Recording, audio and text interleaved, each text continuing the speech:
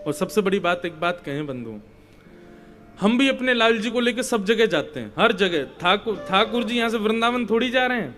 कल उत्सव विराम होगा, ठाकुर जी सीधे निकलेंगे गुना मध्य प्रदेश, वहां कथा है 20 तारीख से।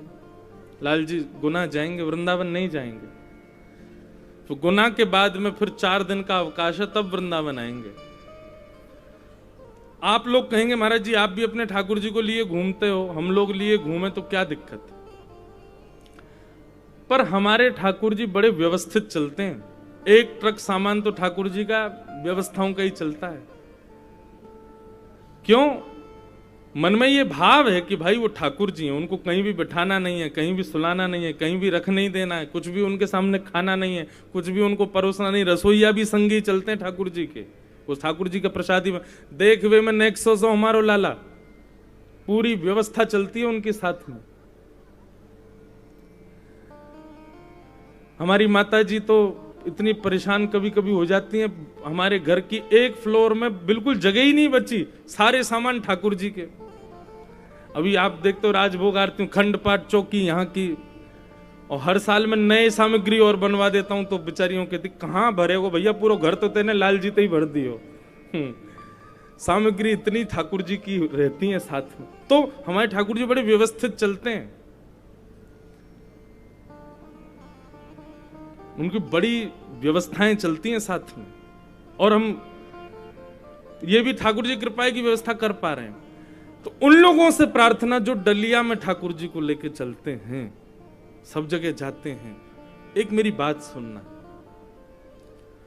ठाकुर जी प्रत्यक्ष चलें ये आवश्यक नहीं। हमारे पूज्य श्री जगन्नाथपुरी वाले महाराज जी पधारे, आपके ठाकुर जी भी पधारे, पूरी सेवा आई है और पूरी व्यवस्थित सेवा आई है। ठाकुर जी की जैसे भोग सामग्री आदि बननी चाहिए उसी प्रकार, जहां महाराज जी का निवास है वहां उसी प्रकार सेवा ठाकुर जी की चल रही है। लेकिन जो अपने लड्डू गोपाल आदि को कहीं भी लिए जाते हैं, उनसे थोड़ी प्रार्थना कि ठाकुर जी हमारे हैं, प्रयास करो कि श्रृंगार करके ठाकुर जी को सिंहासन पर विराजमान करके नेत्रों में भर के फिर उनको चित्त में विराजमान कर लो। हे लाल जी, अब हम दर्शन के लिए जा रहे हैं, अब हम नदी स्नान के लिए जा रहे हैं, अब हम कथा सुनने के लिए जा रहे हैं, या हम बाहर मार्केट में घूमने जा रहे हैं, कुछ शॉपिंग करने जा रहे हैं, आप अकेले नहीं हो यहाँ पे। ऐसा भाव नहीं करो कि ठाकुर जी अकेले कक्ष में तो हम छोड़ के कैसे जाएं। ठाकुर जी आप चित्त में विराजमान हो जाओ, और ये भाव रखो कि अब ठाकुर जी मेरे चित्त में ही हैं, वो मेरे संगी जा रहे हैं, आप ऐसे जाओ। ठाकुर जी को सब जगह लेके नहीं जाना है। बाइक पे घूम रहे हैं, ठाकुर जी संग में गोद में है, कहीं जा रहे हैं, उसमें थोड़ा भाव रखना चाहिए। ऐसा नहीं है कि कोई पाप लगेगा आपको, ठाकुर जी नाराज हो जाएंगे, नहीं,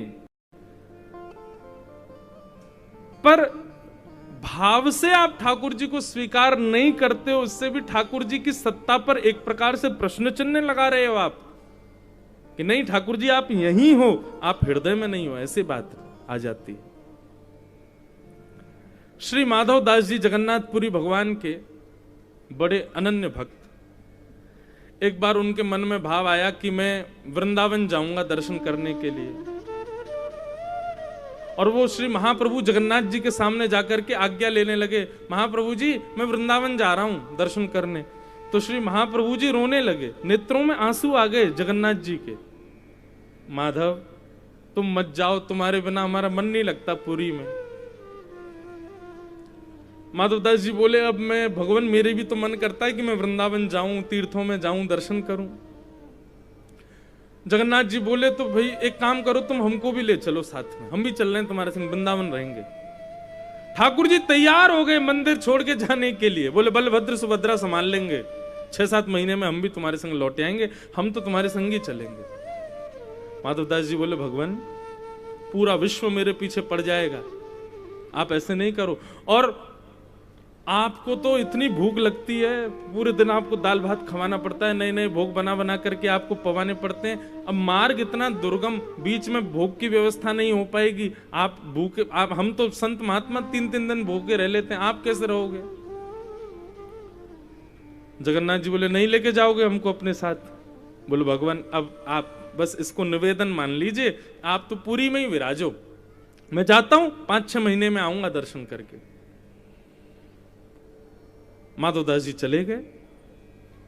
एक रात व्यतीत हुई, जंगल, विहंगम जंगल पार कर रहे थे माधवदास जी, और ऐसी तीक्ष्ण भूख लगी उनको कि बस ये होने लगी स्थिति, पत्ते खा जाऊं कि पेड़ तोड़ के खा जाऊं, कुछ खा लूं मैं। इतनी व्याकुलता भूख की, माधवदास जी को विश्वास नहीं हो रहा कि मुझे इतनी भूख कभी नहीं लगती, मैं 3-3 दिन तक भूख जीत लेता हूं। इतनी जोर की भूख लगी माधवदास जी को। माधवदास जी दौड़े, बोले कुछ मिल जाए भैया। पत्ते वत्ते मिल जाते, उन्हीं को उठा के खा जाते, कसैले होने के कारण फिर छोड़ना पड़ता। क्या करें, कहां जाऊं, इतनी भूख लगी। तभी एक गांव दिखा, दौड़ करके गए, एक दरवाजा खटखटाया, एक बूढ़ी माता ने गेट खोला। तो माधवदास जी बोले, मैया मैं तेरे हाथ जोड़ूं, पैर पूजूं, मुझे बहुत भूख लगी है, मेरे प्राण निकलने को हो रहे हैं, मेरी स्थिति ऐसी हो गई कि मैं कुछ भी खाने को तैयार हो गया हूं। ऐसी स्थिति में हे मैया आप कृपा करो, मुझे आपके घर में जो भी सामग्री हो वो मुझे पवा दो, मुझे बहुत जोर से भूख लगी है।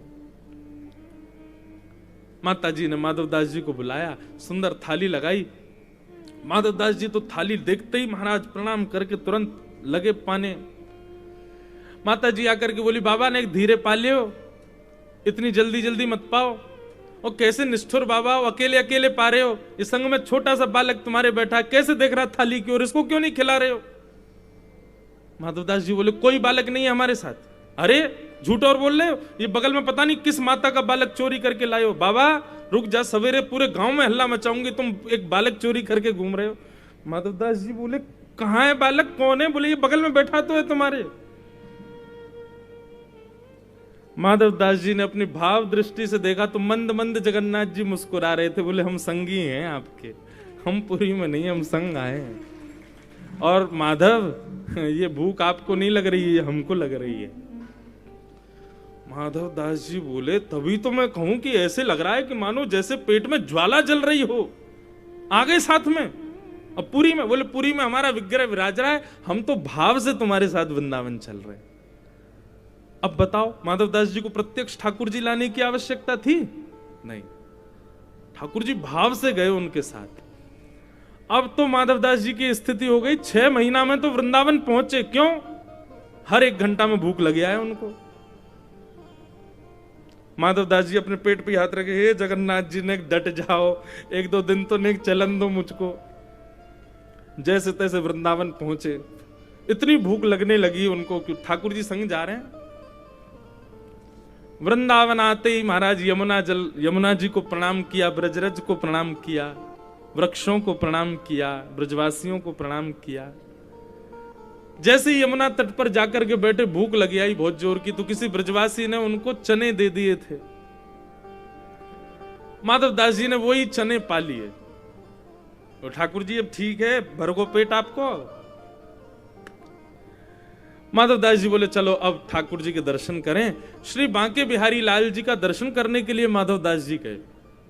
उस समय बिहारी जी निधिवन में विराजमान रहते थे, निधिवन में विराजते थे। अभी तो ठाकुर जी मंदिर में विराजते हैं।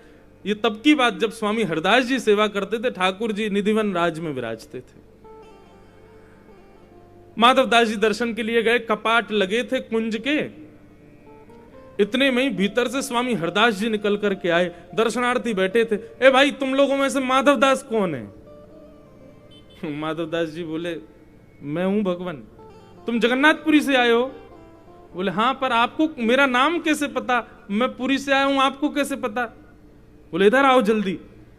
माधवदास जी गए, स्वामी हरदास जी ने हाथ पकड़ा। बोले, ठाकुर जी को रूखे चने खवा दिए तुमने? हमने 56 भोग बनाए, ठाकुर जी कह रहे मन ना कर रहो। माधवदास ने रूखे रूखे चना खवा दिए, मेरो पेट भर गो है।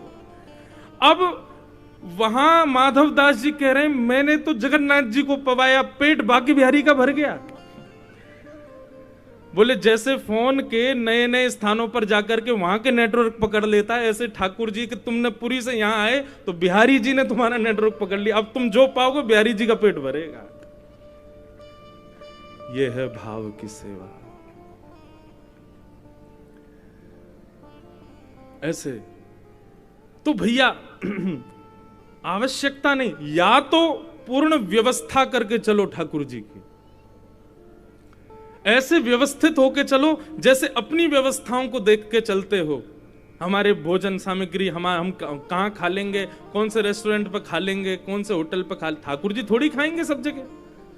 इसलिए कहीं भी मार्ग पर जाओ व्यवस्था करके चलो ठाकुर जी की। मैं तो बताता हूं कथा में, हमारे लाल जी की झांपी जी हैं जिसमें ठाकुर जी जाते हैं सफर में, वहां झांपी जी में तो मैं करीब 5-10 हजार रुपए ठाकुर जी की झांपी जी में रखे रहते हैं।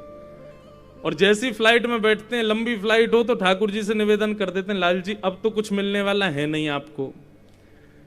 जैसे हवाई जहाज आकाश में पहुंचे, आपकी तो सब जगह गोपांगनाएं हैं, आपको खूब सारा धन दे दियो, कहीं भी गोपी को कछु दे के कछु खरीद के खा लियो, पेट भर लियो अपनो। अब इतने घंटा बाद भोजन मिलेगा, यूं मत कहियो कि याने मुंह को भूखो मार दियो, मैंने सब व्यवस्था आपको दे दी है, आप पाते चलियो रास्ता में। तो भैया सेवा में भाव की आवश्यकता है। अर्चन भक्ति केवल अर्चना में साधन और सामग्री विशेष चाहिए ऐसा नहीं। कथा श्रवण भक्ति होगी तो सामग्री नहीं भी होगी ना तो भी ठाकुर जी स्वीकार करेंगे।